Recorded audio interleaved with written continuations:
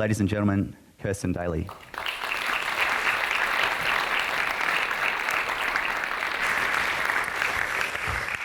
Well, I never really realised about the year 2000, that I'd actually be involved with bamboo.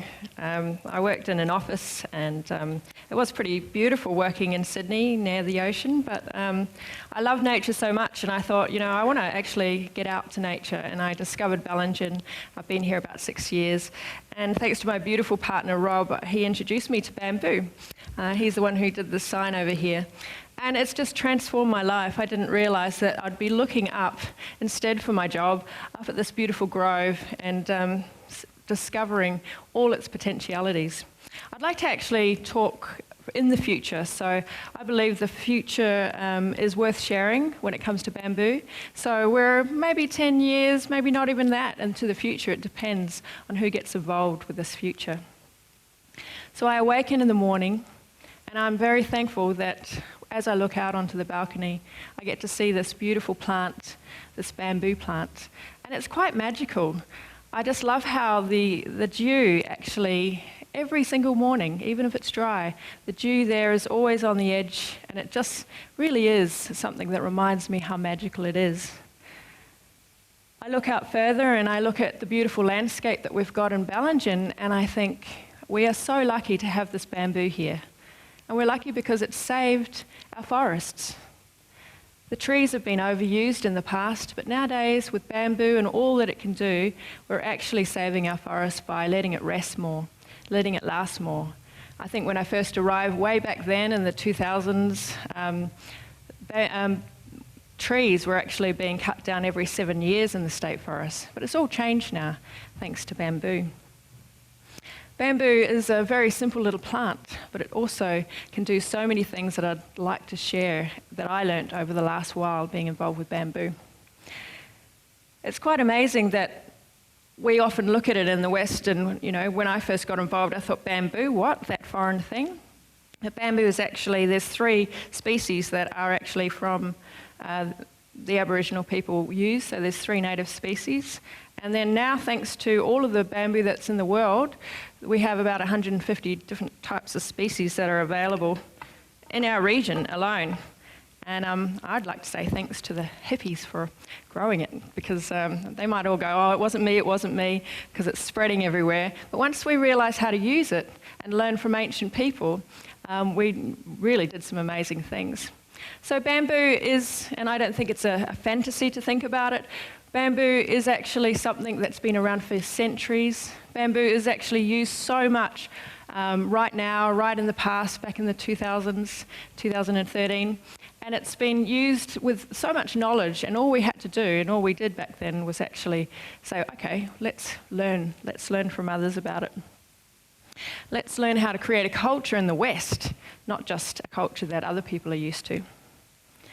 So as I've woken up in the morning, I go for a little walk into the grove, and I start to breathe in the anions, the negative ions, which have been proven scientifically to be so good for us. It's called the well-being ions. And the phyllatides of bamboo are so strong. The cypress trees, a massive cypress forest, isn't as powerful with this anion as I get to experience in the morning as I'm walking along.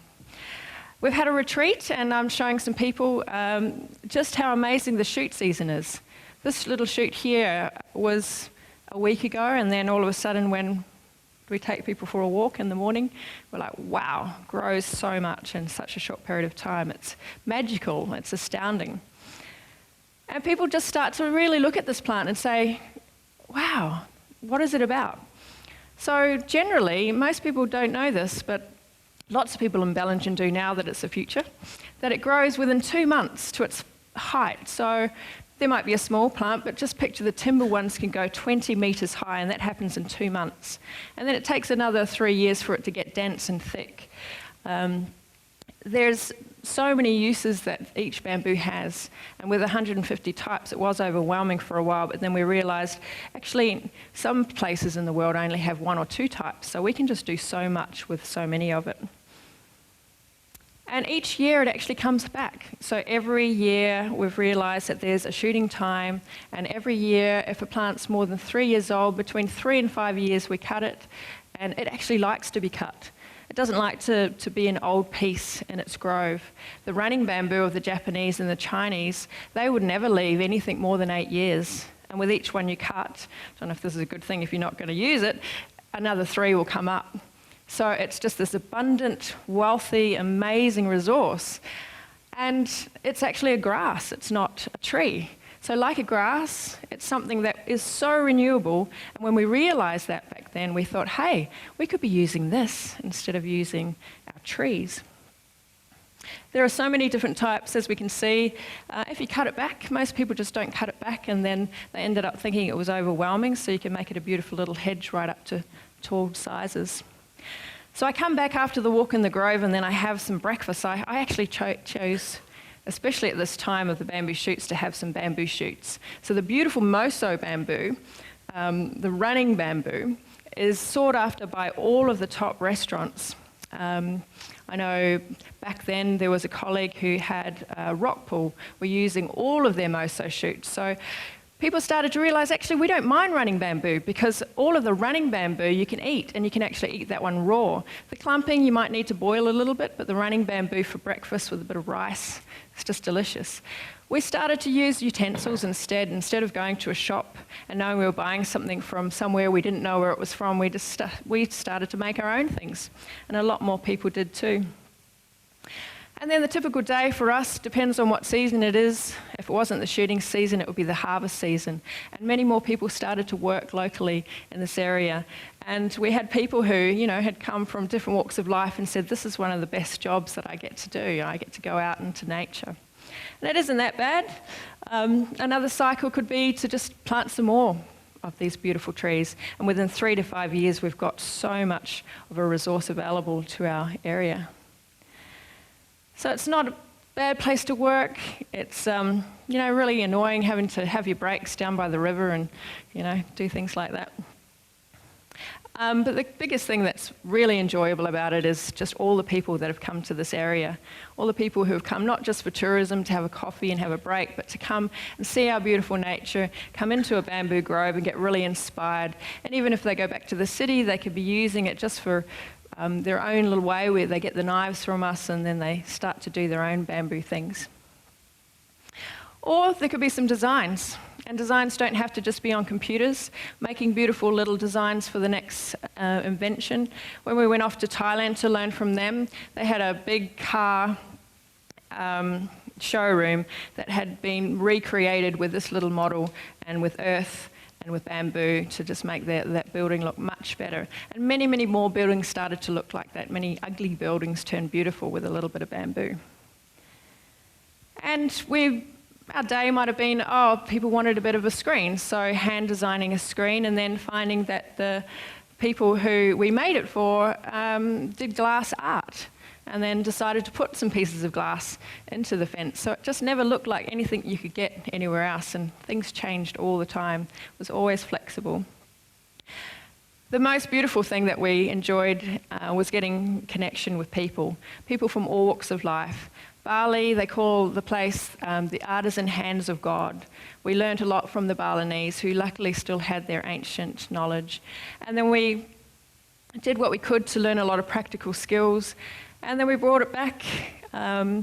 We also went off to villages and remote areas that were classed as poverty areas, and they didn't really value their skill as much. They didn't realise their amazing weaving skills, for example, here were so profound that we got so much from learning from them, but they went, wow, actually, bamboo must be pretty amazing.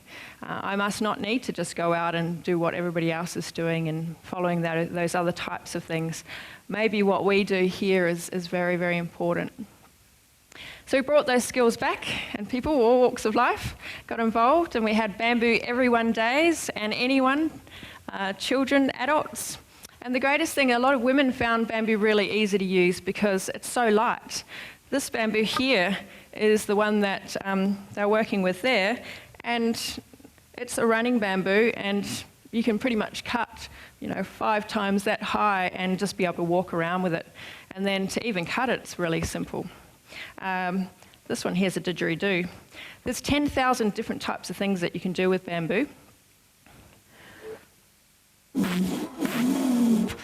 And that's one thing I can't do yet, but I tried all week, but I'm not quite the artisan yet. But you never get bored with it. There's always something new that you're going to be able to learn with the 10,000 different things. This book here, the Book of Bamboo, actually has 1,000 things that people have been doing for centuries with bamboo. There's just probably 9,000 things that I don't know how to do yet. Working environments weren't so bad. A lot of people thought bamboo was just about textile fabrics here, about plywood, and most of those back then in the 2010 times were made in big smelly factories. I think a lot of factories thought, oh, I know, we'll just pretend to be green, we'll produce something that's green, and bamboo is actually way more green, the textiles and the plywoods, than most other products. But yet it was still in a really, yucky work environment, and nobody wanted to work long hours like that. So we pretty much made our own work environments out of bamboo, put our bamboo there, and did lots of things with it. And people could come and actually grab their own bamboo and do things themselves. Luckily, we have power tools. I think they say the Bali have the artisan hands of the gods, and the Westerners have power tools. I think it's the only way we're going to be able to catch up, and even children were able to use them. And I might not have said this, but children really love working with bamboo. We also work with earth and bamboo together, and it's a lot of fun. And children connecting with each other, seeing that there aren't just iPhones, there aren't just all these other things. There are youth out there who have got profound skills with their hands. My son ended up going to Bali and just had a great time learning about other young people and what they're doing in their life. And it's not all hard work. It's a lot of fun. And animals like it. It's really, really good for nature. You can use it for so many things. The kookaburra just loves to perch up on the bamboo and go down there. And we start to get creative when we're thinking about what we need in our house, what we need for our animals, what we need for nature. And the artisan starts to weave things that are practical in our backyard. And that's, I suppose, the key for this area of Bellingen. There are so many amazing artisans. Eric, the carver, started to carve with bamboo. Paula, the painter, started to do her paintings on bamboo. So many interactions occurred, and then we came up with probably more than 10,000 different types of things that we could do with bamboo. We had many openings, and it was less shops and more markets, more exchange. And we started to come up with all these cool little designs, and people just said, hey, guess what I did this week with bamboo? I made something. I made a bridge right across, Bellingen. Hopefully that's council approved. I think the biggest and best thing about bamboo is the building capacity of bamboo. And going to Bali was like one of the best, amazing experiences I've ever had. To see that there's the West and the East coming together with the Western ideas and being able to create such beautiful contemporary features. So we tried it ourselves, and we made our own buildings. And I think they turned out quite well. We had our own roof shingles. Bali looked like that. We started to play around. And then the north side of Bellingen started to look like that. Yep. But if we didn't want to have too much open learning, living, we decided we might use a bit of earth as well with bamboo so it's warmer in the winter because it gets pretty cold. But still be creative with what we're doing. And we ended up getting, young people working for us. Slave labour, actually. But I suppose when I say building is really important, just so that you know that bamboo, especially the timber bamboo, it can be 20 feet high. It's stronger than 100-year-old hardwood. It also has a higher tensile strength than steel. It has a higher compressive strength than concrete.